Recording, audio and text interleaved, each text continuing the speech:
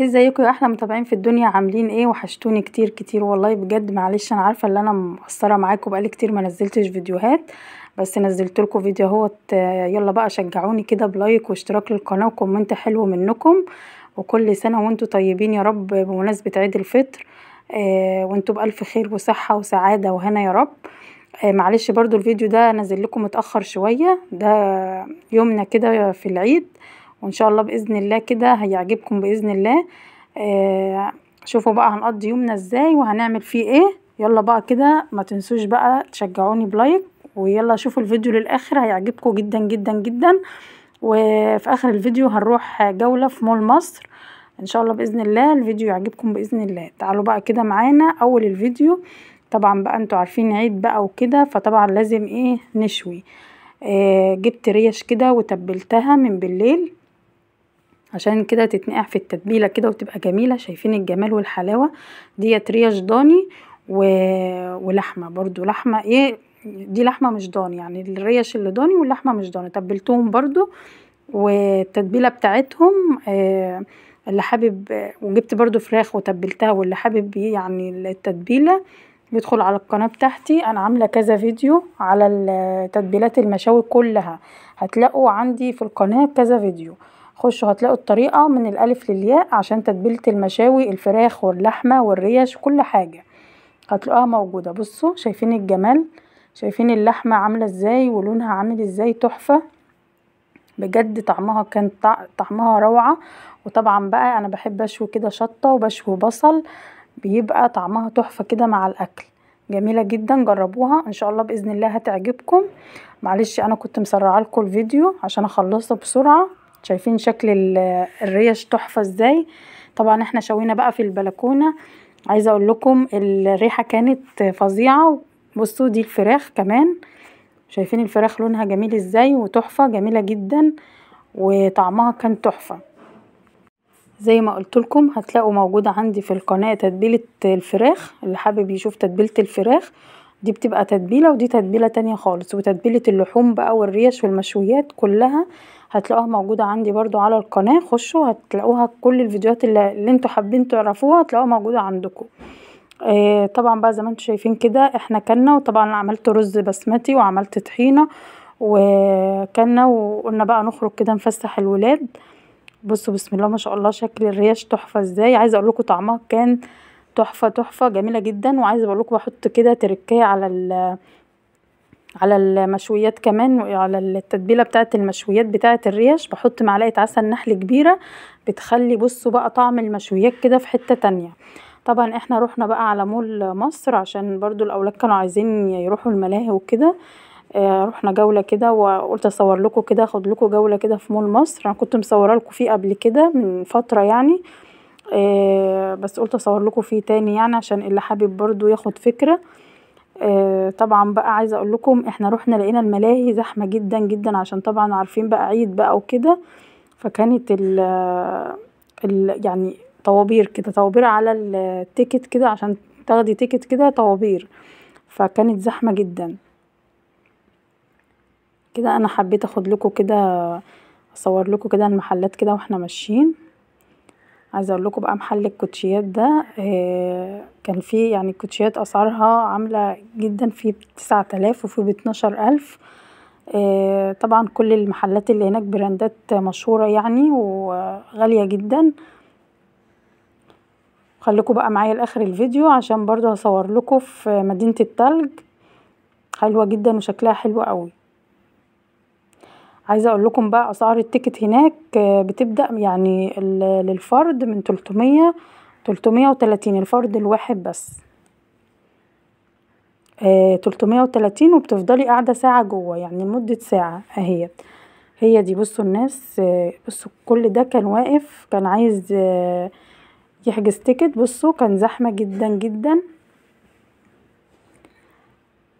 بعد كده بقى كده انا بصور لكم بقى كده وانا واقفه كده من تحت. الناس كانت قاعده، الجو كان هناك جميل جدا، كان حلو قوي بصراحه. هو القعده هناك تحفه، القعده هناك جميله جدا، تنسي نفسك كده وانتي قاعده.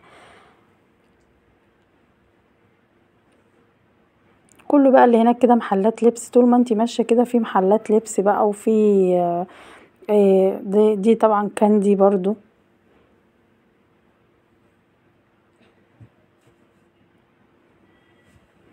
لقينا بقى هناك برضو كده واحنا ماشيين اللي هي الالعاب ديت. ابراهيم طبعا شبت كده وقال لي عايزه العبها. بصوا هي بتبقى ماسك حاجه في ايده كده وبيقعد، بس مش عارفه الصراحه اسمها ايه. هي برضو 5 دقايق ب80 جنيه، 5 دقايق او 4 دقايق. اهي بصوا حبيت اصورها لكم برضو عشان اللي حابب يشوفها.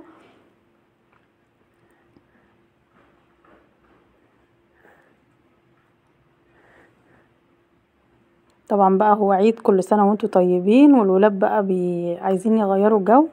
طبعا ده عشان داخلين على امتحانات، فعندنا امتحانات بقى، وكل واحد يعني ربنا يقوينا ويعيننا على الامتحانات اللي جاية. فقلنا بقى نخرجهم كده يغيروا جو.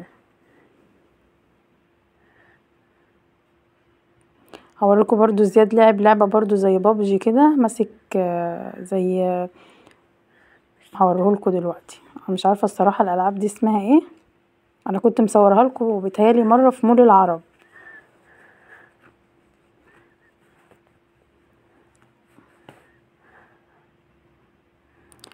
ايوه بصوا بقى زي البنوتة اللي هي ماسكة الرشاش ده كده وهنا برضو لعبة عربيات، يعني هو فيه كذا لعبة. هنا محمد ابني ركب اللعبة ديت بتاعت العربيات، وبرضو وراه على طول زياد ركبها برضو لعب اللعبة دي.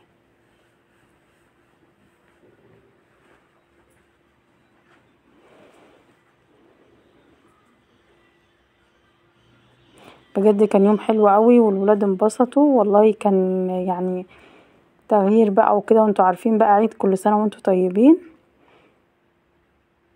بصوا بقى ابراهيم لعب اللعبه ديت، قال لي بعد ما خلص اللعبه الاولانيه قال لي انا عايز العب اللعبه دي بقى. بص بيشغلك كده زي ايه، افلام، في رعب، في هو هنا قال لي دي اكنه بيطير هو بقى قاعد خايف وماسك في البتاع. كل شويه اقول له انت خايف، يقول لي يا ماما، اقول له انا هو واقفه جنبك.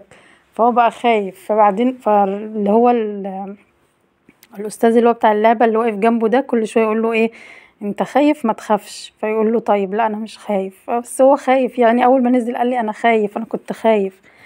فهو اللعبه دي اكنه طاير يعني، بيبقى عدو كده واكنه طاير يعني. بقول له انت مشغل له فيلم رعب، قال لي لا انا مشغل له فيلم اكنه طاير يعني. كل لعبة من ديت عاملة 80 جنيه. هنا بقى زياد كان بيلعب اللعبة دي، وقدامنا بقى الشاشة كده يعني الحاجات اللي هو بيموتها. فهي عاملة زي لعبة، اكنها زي لعبة بابجي كده.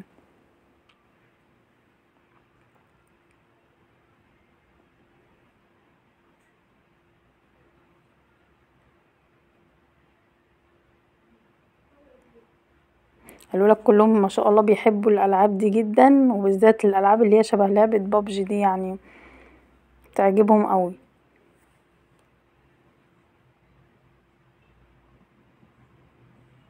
عايزه اقول لكم بقى انا بقالي كتير ما نزلتلكوش فيديوهات، فيا رب ما تكونوش نسيتوني وشجعوني بقى كده عشان ابتدي انزل لكم فيديوهات تانية كتير. لو لقيت منكم تشجيع على الفيديو ده وكومنتات حلوة منكم هبتدي انزل. فياريت تشجعوني كده، وعشان انا بقالي فترة كبيرة ما نزلتش فيديوهات، فان شاء الله هستنى كده تشجيع منكم باذن الله. هنا برضو زياد بقى لعب برضو لعبة العربيات ديت، عجبته فقال لي هلعب برضو اللعبة ديت. احنا بقى رحنا هنا على مدينة التلج. بصوا جميلة جدا، شكلها حلو. في برضو جوه ناس يعني بتتزحلق كده على التلج.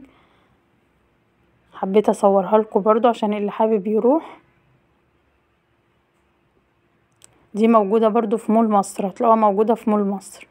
بس الصراحة مش عارفة التيكت عامل كام يعني، ما سألتش الصراحة، ما دخلناش، فما اعرفش التيكت جوه الصراحة عامل كام. بس انا حبيت اصورها لكم كده عشان ايه تاخدوا فكرة، عشان اللي حابب يروحها.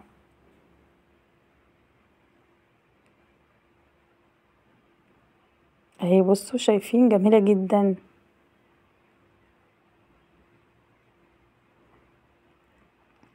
بجد يعني مول مصر من الاماكن اللي انت تستمتعي تخرجي فيها، اماكن حلوة جدا.